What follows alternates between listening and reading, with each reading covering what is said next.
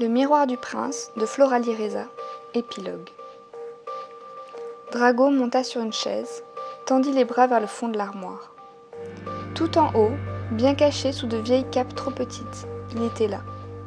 Le petit coffret en bois, qu'il avait conservé pendant tant d'années, l'attendait. D'un geste maladroit, il le tira vers lui, en caressa la surface, puis il descendit, s'assit et hésita quelques secondes. Enfin, il l'ouvrit. 4 objets. 2 petites fioles dans lesquelles dansait un liquide argenté, un bout de parchemin plié et un miroir. Lentement, Drago déplia le papier. Une écriture, son écriture. Plus jeune, plus aiguë, mais au fond, elle n'avait pas tellement changé avec le temps. Ils t'ont amené, Belladone, toi ainsi que Wesley et Potter, affreusement défigurés. J'ai dit que je ne le connaissais pas, mais cela n'a pas suffi, mon aimé. J'ai assisté impuissant à ta torture. Cela fait si longtemps que je joue ce jeu. Mes yeux étaient secs, mais mon cœur pleurait.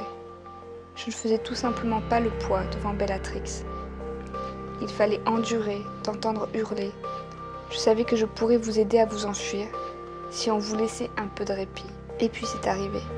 J'ai reconnu Dobby, mon ancien elfe de maison, et Wesley et Potter ont fait ce que je n'avais pas eu le courage de faire. Belladone, tout cela a été vain. J'ai été le plus piètre des protecteurs, incapable de te défendre quand il le fallait. C'était le moment, j'ai fait semblant de résister, me battant avec hargne aux côtés de mon père, mais manquant toujours ma cible. Et c'est tout ce que j'ai fait pour toi. Vous êtes parti. Je me suis sentie minable. Je t'ai perdu au moment où j'ai suivi mon père. Je t'ai perdu à nouveau à chaque fois que j'ai manqué de courage. Ma Belladone, mon aimé, pardon. Cela faisait longtemps qu'il n'était plus déchiré à la lecture de ces lignes écrites un soir sombre et tragique. Cela avait cessé de le torturer le jour de ses 20 ans, quand fatigué d'être hanté encore et encore par ses souvenirs, il avait décidé de les extraire.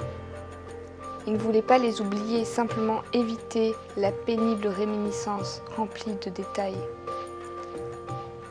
Le soir où il l'avait vu la première fois en tant que César, ainsi que la torture de Bellatrix avait échoué dans 2 minuscules bouteilles. Et jamais il n'avait emprunté l'antique pansine de la famille pour s'y replonger. Les 2 souvenirs avaient rejoint la lettre qu'Hermione ne recevrait jamais, et le miroir. Et ce soir, il avait un choix à faire. Ce soir, il allait se fiancer officiellement à la seule femme qu'il s'était autorisé à aimer depuis, Astria. 6 ans de fidélité au fantôme de Belladone. 6 ans de veuvage. Avait-il le droit de sortir de son deuil? Car Belladone était morte, ainsi que César.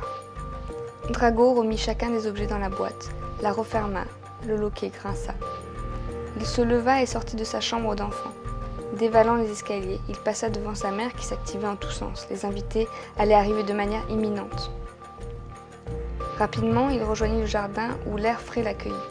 Le vieux chêne centenaire qui poussait au bord du parc de la propriété Malfoy était parfait. Il savait qu'il faisait le bon choix. D'un coup de baguette, il creusa un trou et précautionneusement, il y plaça tout ce qu'il restait de leur histoire. C'était un enterrement, le même que l'on fait quand on n'a pas retrouvé le corps. Un cercueil vide, une boîte avec des objets personnels.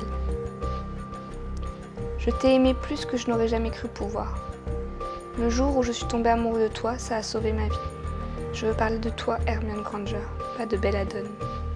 Ça a été le début de mes premiers regrets, et c'est ce qui m'a permis de ne jamais être complètement satisfait de l'idéal que proposaient les Mange-Morts.